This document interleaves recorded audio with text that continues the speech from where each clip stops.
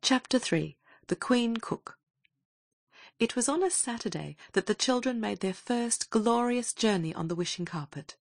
Unless you are too young to read at all, you will know that the next day must have been Sunday. Sunday at 18 Camden Terrace, Camden Town, was always a very pretty day. Father always brought home flowers on Saturday, so that the breakfast table was extra beautiful. In November, of course, the flowers were chrysanthemums, yellow and coppery-coloured.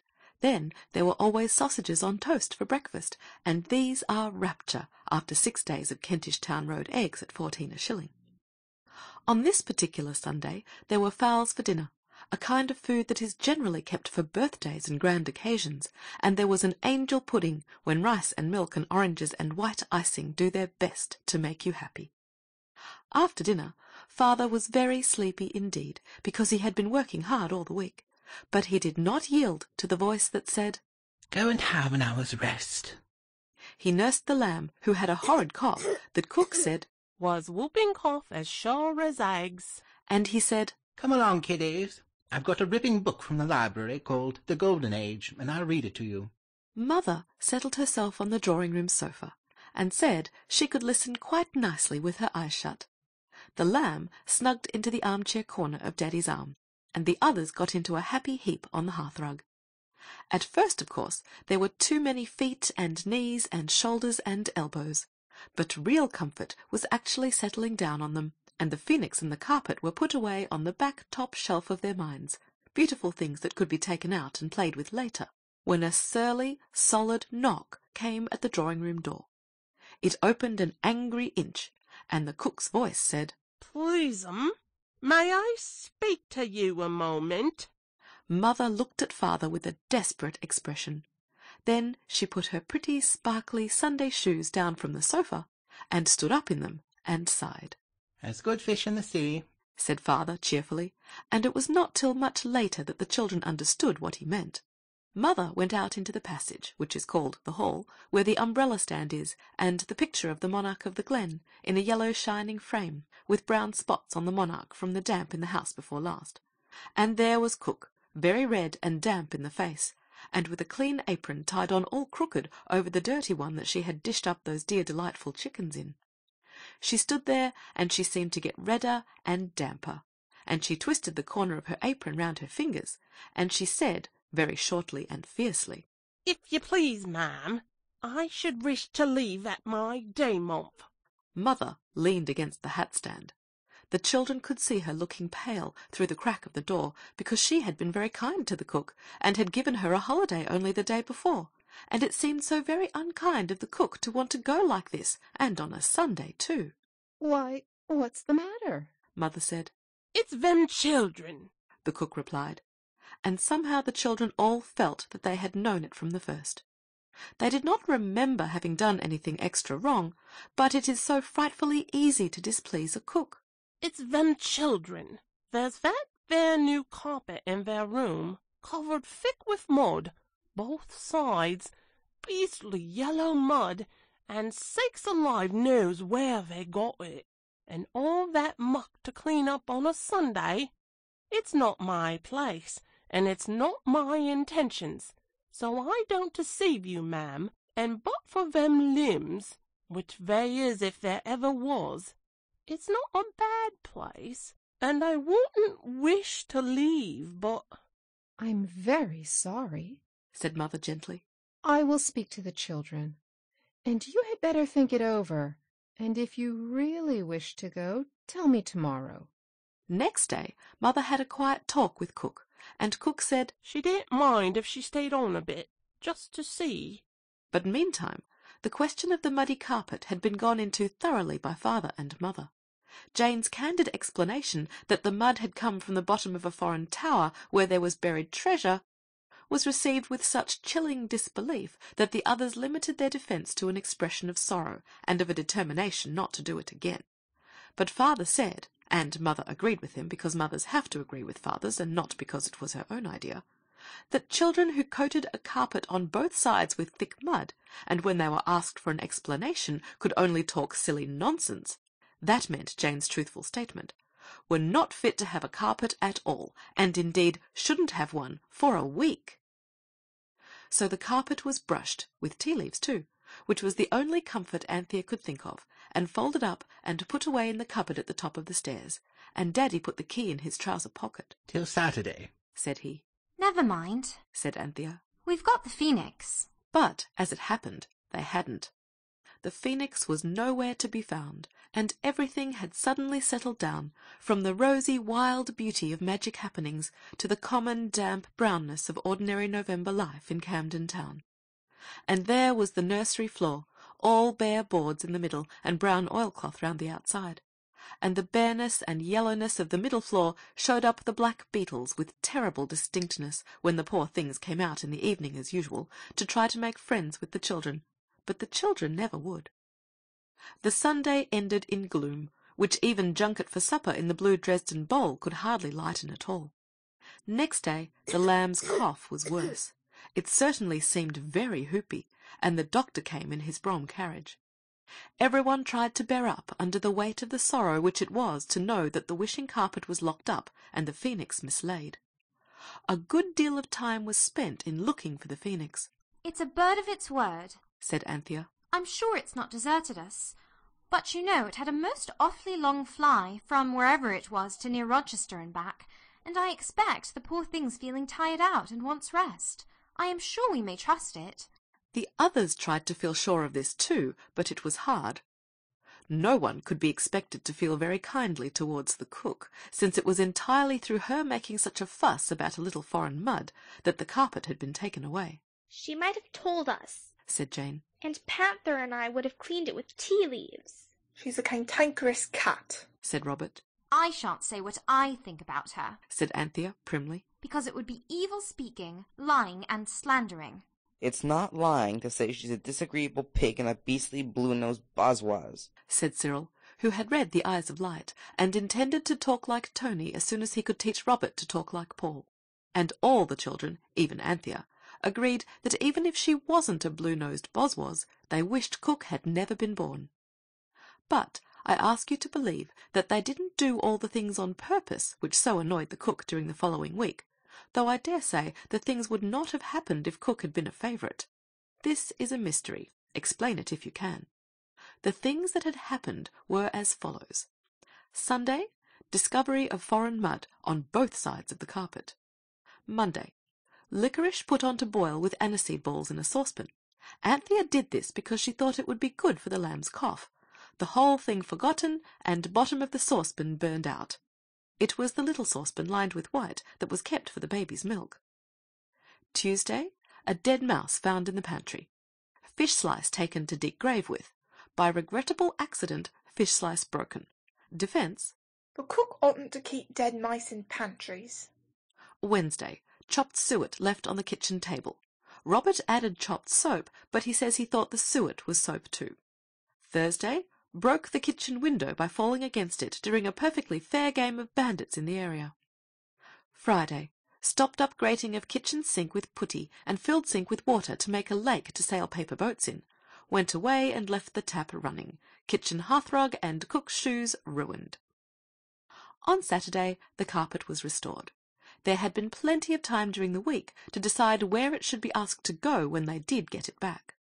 Mother had gone over to Granny's and had not taken the lamb because he had a bad cough, which Cook repeatedly said was whooping cough as sure as eggs is eggs.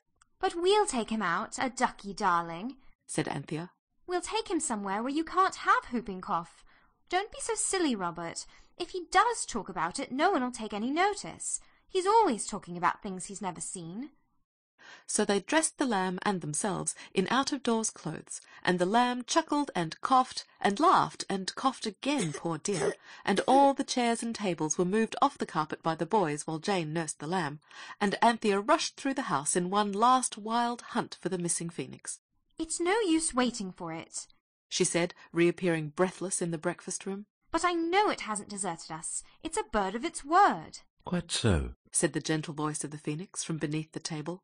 Everyone fell on its knees and looked up, and there was the phoenix, perched on a crossbar of wood that ran across under the table and had once supported a drawer, in the happy days before the drawer had been used as a boat, and its bottom unfortunately trodden out by Raggett's really reliable school boots on the feet of Robert. "I've been here all the time," said the phoenix, yawning politely behind its claw. "If you wanted me, you should have recited the Ode of Invocation. It's 7,000 lines long, and written in very pure and beautiful Greek." Couldn't you tell us in English? asked Anthea. It's rather long, isn't it? said Jane, jumping the lamb on her knee. Couldn't you make a short English version like Tate and Brady? Oh, come along, do. said Robert, holding out his hand. Come along, good old Phoenix.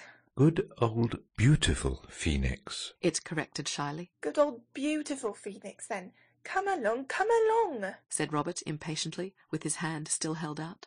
The phoenix fluttered at once onto his wrist. "This amiable youth," it said to the others, "has miraculously been able to put the whole meaning of the 7,000 lines of Greek invocation into one English hexameter. A little misplaced, some of the words, but Oh, come along, good old beautiful Phoenix. not perfect, I admit, but not bad for a boy of his age." Well, now then, said Robert, stepping back onto the carpet with the golden phoenix on his wrist. You look like the king's falconer, said Jane, sitting down on the carpet with the baby on her lap. Robert tried to go on looking like it. Cyril and Anthea stood on the carpet. "We shall have to get back before dinner, said Cyril. or cook will blow the gaff." She hasn't sneaked since Sunday, said Anthea. She... Robert was beginning when the door burst open and the cook, fierce and furious, came in like a whirlwind and stood on the corner of the carpet with a broken basin in one hand and a threat in the other, which was clenched. Look here, she cried. my only basin, and what the powers am I to make the beefsteak and kidney pudding and that your ma ordered for your dinners? You don't deserve no dinners, so you don't. I'm awfully sorry, cook, said Anthea gently. It was my fault, and I forgot to tell you about it. It got broken when we were telling our fortunes with melted lead, you know, and I meant to tell you. Meant to tell me? replied the cook. She was red with anger, and really, I don't wonder. Meant to tell? Well, I mean to tell too. I've held my tongue this week through, because the missus she said to me quiet like, we mustn't expect old heads on young shoulders. But now I shan't hold it no longer. There was the soap you put in our pudding, and me and Eliza never so much as breathed it to your ma, though well we might. And the saucepan, and the fish slice, and my gracious cat's alive. What have you got that blessed child dressed up in his outdoors for? We aren't going to take him out, said Anthea. At least... She stopped short, for though they weren't going to take him out in the Kentish town road, they certainly intended to take him elsewhere, but not at all where cook meant when she said out. This confused the truthful Anthea. Out, said the cook. That I'll take care you don't. And she snatched the lamb from the lap of Jane, while Anthea and Robert caught her by the skirts and apron. "Look here," said Cyril, in stern desperation. "Will you go away and make your pudding in the pie dish or a flower pot or a hot water can or something?" Not me, said the cook briefly. And leave this precious puppet for you to give his death a code to. "I warn you," said Cyril solemnly. "Beware, ere yet it be too late." Late yourself, the little popsy wopsy, said the cook with angry tenderness. They shan't take it out, no more they shan't, and where did you get that there yellow fowl? She pointed to the phoenix.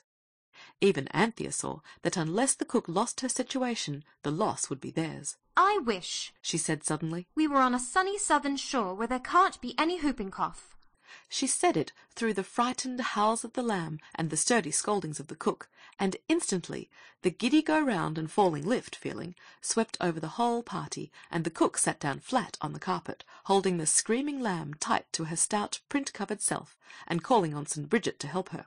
She was an Irishwoman. The moment the tipsy-topsy-turvy feeling stopped, the cook opened her eyes, gave one sounding screech, and shut them again. And Anthea took the opportunity to get the desperately howling lamb into her own arms. It's all right, she said. Own Panther's got you. Look at the trees and the sand and the shells and the great big tortoises. Oh dear, how hot it is. It certainly was, for the trusty carpet had laid itself out on a southern shore that was sunny and no mistake, as Robert remarked. The greenest of green slopes led up to the glorious groves where palm trees and all the tropical flowers and fruits that you read of in Westward Ho and Fair Play were growing in rich profusion. Between the green, green slope and the blue, blue sea lay a stretch of sand that looked like a carpet of jewelled cloth of gold. And it was not greyish as our northern sand is, but yellow and changing, opal-coloured like sunshine and rainbows. And at the very moment when the wild, whirling, blinding, deafening, tumbling upside-downness of the carpet moving stopped, the children had the happiness of seeing 3 large live turtles waddle down to the edge of the sea and disappear in the water. And it was hotter than you can possibly imagine, unless you think of ovens on a baking day. Everyone, without an instant's hesitation, tore off its London in November outdoor clothes, and Anthea took off the lamb's highwayman blue coat and his 3-cornered hat, and then his jersey, and then the lamb himself suddenly slipped out of his little blue tight breeches and stood up happy and hot in his little white shirt. I'm sure it's much warmer than the seaside in the summer, said Anthea. Mother always lets us go barefoot then. So the lamb's shoes and socks and gaiters came off, and he stood digging his happy naked pink toes into the golden smooth sand. I'm a little white duck, Dicky, said he. A little white duck, Dicky, what swims? And splashed, quacking, into a sandy pool. Let him, said Anthea. It can't hurt him. Oh, how hot it is. The cook suddenly opened her eyes and screamed, shut them, screamed again, opened her eyes once more, and said, Why, drat my cat's alive! What's all this? It's a dream, I expect. Well, it's the best I ever dreamed. I'll look it up in the dream book tomorrow. Seaside and trees and a carpet to sit on. I never did. Look here, said Cyril. It isn't a dream, it's real. Oh, yes, said the cook. They always says that in dreams. It's real, I tell you. Robert said, stamping his foot. I'm not going to tell you how it's done, because that's our secret. He winked heavily at each of the others in turn. But you wouldn't go away and make that pudding, so we had to bring you, and I hope you like it. I do that, and no mistake, said the cook unexpectedly. And it being a dream, it don't matter what I say. And I will say, if it's my last word, that of all the aggravating little varmints— Calm yourself, my good woman, said the phoenix. Good woman indeed, said the cook. Good woman yourself. Then she saw who it was that had spoken. Well, if I ever, said she. This is something like a dream.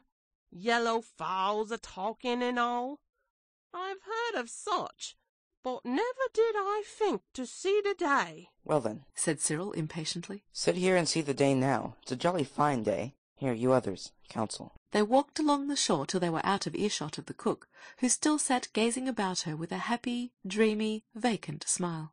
Look here, said Cyril. We must roll up the carpet and hide it so that we can get at it in any moment. The lamb can be getting rid of his whooping cough all morning, and we can look about, and if the savages on this island are cannibals, we'll hook it and take her back. And if not, we'll leave her here. Is that being kind to servants and animals, like the clergyman said? asked Jane. Nor she isn't kind, retorted Cyril. Well, anyway, said Anthea, the safest thing is to leave the carpet there with her sitting on it. Perhaps it'll be a lesson to her. And anyway, if she thinks it's a dream, it won't matter what she says when she gets home. So the extra coats and hats and mufflers were piled on the carpet. Cyril shouldered the well and happy lamb, the phoenix perched on Robert's wrist, and the party of explorers prepared to enter the interior. The grassy slope was smooth, but under the trees there were tangled creepers with bright, strange-shaped flowers, and it was not easy to walk. We ought to have an explorer's axe, said Robert. I shall ask Father to give me one for Christmas. There were curtains of creepers with scented blossoms hanging from the trees, and brilliant birds darted about quite close to their faces. Now tell me honestly, said the phoenix, are there any birds here handsomer than I am? Don't be afraid of hurting my feelings. I'm a modest bird, I hope. Not one of them, said Robert with conviction, is a patch upon you. I was never a vain bird, said the phoenix, but I own that you confirm my own impression. I will take a flight. It circled in the air for a moment, and returning to Robert's wrist, went on, There is a path to the left. And there was. So now the children went on through the wood more quickly and comfortably, the girls picking flowers, and the lamb inviting the Pretty dickies. to observe that he himself was a Little white, real water wet duck. and all this time he hadn't whooping coughed once. The path turned and twisted, and always threading their way amid a tangle of flowers, the children suddenly passed a corner and found themselves in a forest clearing where there were a lot of pointed huts. The huts, as they knew at once, of savages. The boldest heart beat more quickly. Suppose they were cannibals? It was a long way back to the carpet. Hadn't we better go back? Said Jane. Go now? She said, and her voice trembled a little. Suppose they eat us? Nonsense, Pussy. Said Cyril firmly. Look, there's a goat tied up. That shows they don't eat people. Let's go on and say we're missionaries, Robert suggested. I shouldn't advise that. Said the phoenix, very earnestly. Why not? Well, for one thing, it isn't true, replied the golden bird. It was while they stood hesitating on the edge of the clearing that a tall man suddenly came out of one of the huts. He had hardly any clothes, and his body all over was a dark and beautiful coppery colour, just like the chrysanthemums father had brought home on Saturday. In his hand he held a spear. The whites of his eyes and the white of his teeth were the only light things about him, except that where the sun shone on his shiny brown body it looked white too. If you will look carefully at the next shiny savage you meet with next to nothing on, you will see at once, if the sun happens to be shining at the time, that I am right about this. The savage looked at the children. Concealment was impossible. He uttered a shout that was more like "Ooh, goggery bagwag" than anything else the children had ever heard, and at once brown coppery people leapt out of every hut and swarmed like ants about the clearing. There was no time for discussion, and no one wanted to discuss anything anyhow. Whether these coppery people were cannibals or not now seemed to matter very little. Without an instant's hesitation, the 4 children turned and ran back along the forest path. The only pause was Anthea's. She stood back to let Cyril pass because he was carrying the lamb, who screamed with delight. He had not whooping coughed a single once since the carpet landed him on the island. Gee up, squirrel, gee up. He shouted, and Cyril did gee up. The path was a shorter cut to the beach than the creeper-covered way by which they had come, and almost directly they saw through the trees the shining blue and gold and opal of sand and sea. Stick to it, cried Cyril breathlessly. They did stick to it. They tore down the sands. They could hear behind them as they ran the patter of feet which they knew too well were copper-coloured. The sands were golden and opal-coloured and bare. There were wreaths of tropic seaweed. There were rich tropic shells of the kind you would not buy in the Kentish Town Road under at least 15 pence a pair. There were turtles basking lumpily on the water's edge, but no cook, no clothes, and no carpet. On, into the sea, gasped Cyril. They must hate water. I've heard savages always sturdy. Their feet were splashing in the warm shallows before his breathless words were ended. The calm baby waves were easy to go through. It is warm work running for your life in the tropics, and the coolness of the water was delicious. They were up to their armpits now, and Jane was up to her chin. Look, said the phoenix. What are they pointing at? The children turned, and there, a little to the west, was a head they knew, with a crooked cap upon it. It was the head of the cook. For some reason or other, the savages had stopped at the water's edge, and were all talking at the top of their voices.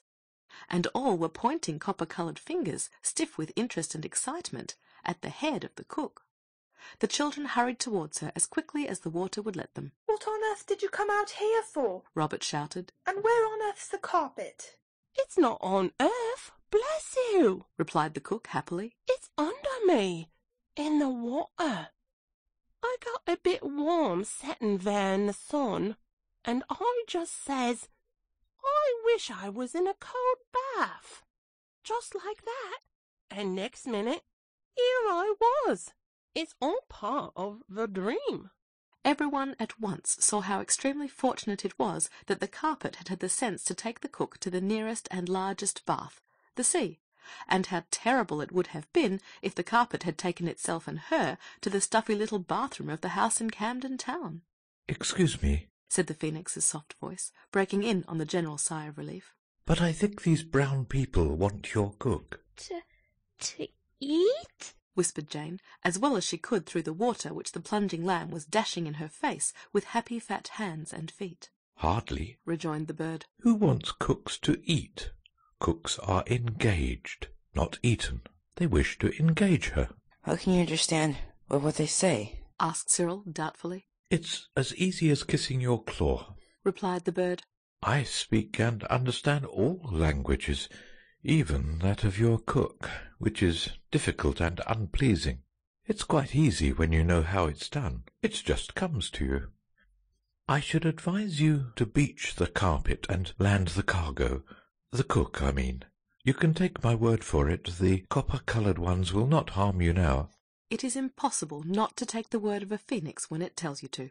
So the children at once got hold of the corners of the carpet, and pulling it from under the cook, towed it slowly in through the shallowing water, and at last spread it on the sand. The cook, who had followed, instantly sat down on it, and at once the copper-coloured natives, now strangely humble, formed a ring round the carpet, and fell on their faces on the rainbow and gold sand. The tallest savage spoke in this position, which must have been very awkward for him, and Jane noticed that it took him quite a long time to get the sand out of his mouth afterwards. He says, the phoenix remarked after some time, that they wish to engage your cook permanently. Without a character? asked Anthea, who had heard her mother speak of such things. They do not wish to engage her as cook, but as queen, and queens need not have characters. There was a breathless pause. Well, said Cyril, of all the choices, there's no accounting for tastes. Everyone laughed at the idea of the cook's being engaged as queen. They could not help it. I do not advise laughter, warned the phoenix, ruffling out his golden feathers, which were extremely wet. And it's not their own choice. It seems that there is an ancient prophecy of this copper-coloured tribe, that a great queen should one day arise out of the sea with a white crown on her head, and, well, you see, there's the crown. It pointed its claw at Cook's cap, and a very dirty cap it was, because it was the end of the week. That's the white crown, it said. At least it's nearly white. Very white indeed compared to the colour they are, and anyway it's quite white enough. Cyril addressed the cook. Look here, said he. These brown people want you to be their queen. They're only savages, and they don't know any better. Now would you really like to stay? Or, if you'll promise not to be so jolly aggravating at home, and not to tell anyone a word about today, we'll take you back to Camden Town. No, you don't, said the cook in firm, undoubting tones. I've always wanted to be the queen, God bless her, and I always thought what a good one I should make, and now I'm going to. If it's only in a dream, it's well worth while. And I don't go back to that nasty underground kitchen, and me blamed for everything. That I don't. Not till the dream's finished, and I wake up with that nasty bell orang-tanging in my ears. So I tell you. Are you sure, Anthea anxiously asked the phoenix, that she will be quite safe here? She will find the nest of a queen a very precious and soft thing, said the bird solemnly. There, you hear? said Cyril. You're in for a precious soft thing, so mind you're a good queen cook. It's more than you'd any right to expect, but long may you reign. Some of the cook's copper-coloured subjects now advanced from the forest with long garlands of beautiful flowers, white and sweet-scented, and hung them respectfully round the neck of their new sovereign. What? All them lovely bouquets for me? exclaimed the enraptured cook. Well, this here is something like a dream, I must say. She sat up very straight on the carpet, and the copper-coloured ones, themselves wreathed in garlands of the gayest flowers, madly stuck parrot feathers in their hair and began to dance. It was a dance such as you have never seen. It made the children feel almost sure that the cook was right, and that they were all in a dream. Small, strange-shaped drums were beaten, odd-sounding songs were sung, and the dance got faster and faster and odder, till at last all the dancers fell on the sand, tired out. The new queen, with her white crown-cap all on one side, clapped wildly. "Bravo!" she cried. "Bravo! It's better than the Albert Edward musical in the Kentish Town Road. Go it again."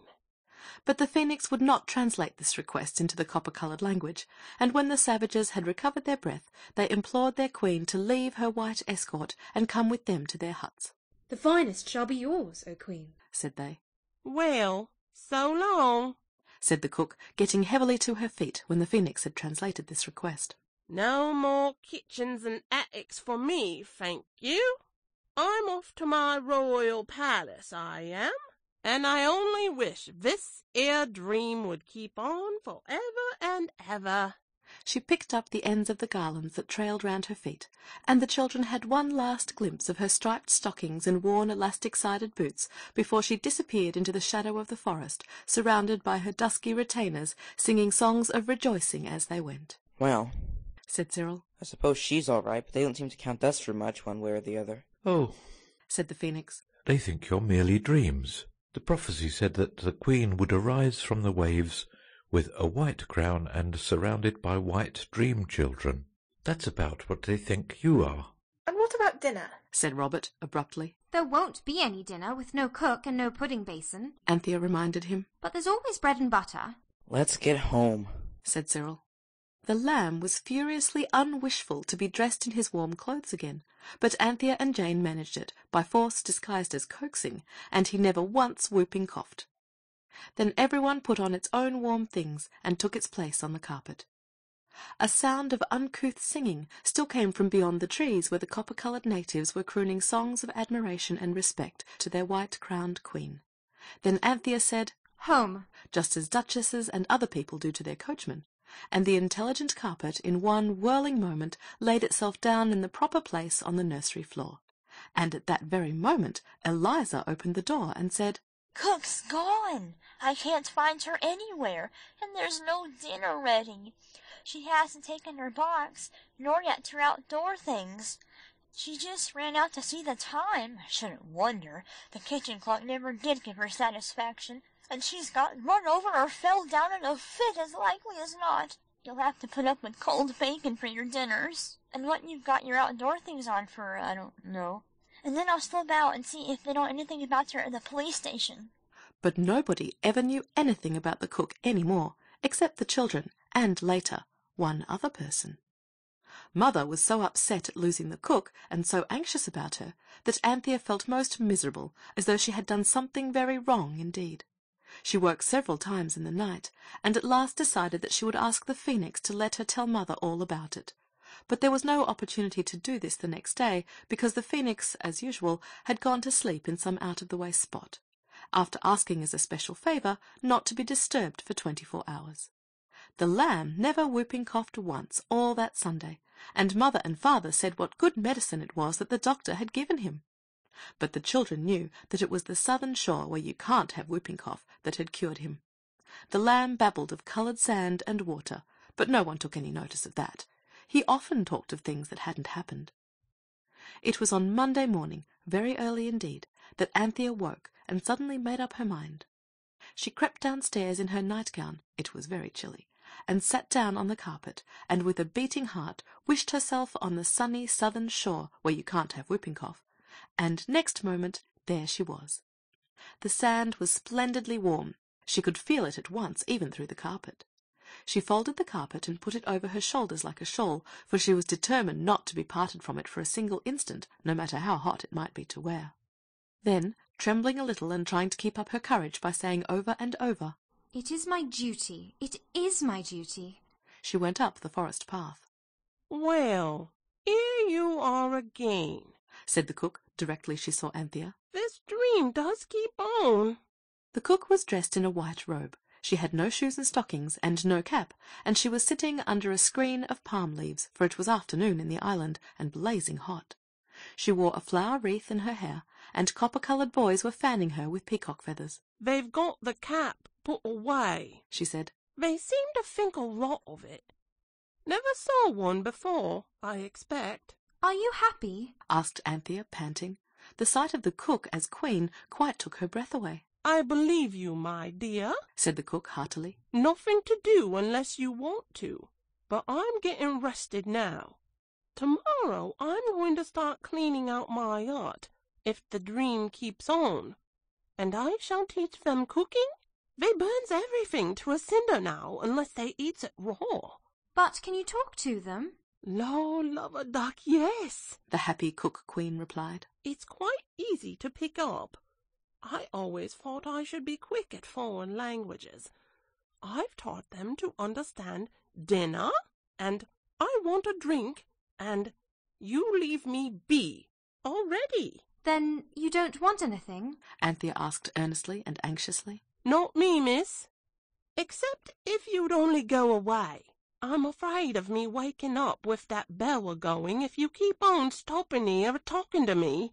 Long as this here dream keeps up, I'm as happy as a queen. Goodbye, then, said Anthea gaily, for her conscience was clear now. She hurried into the wood, threw herself on the ground, and said, Home. And there she was, rolled in the carpet on the nursery floor. She's all right, anyhow, said Anthea, and went back to bed. I'm glad somebody's pleased, but Mother will never believe me when I tell her, said Anthea, and went back to bed. The story is indeed a little difficult to believe. Still, you might try. End of chapter 3.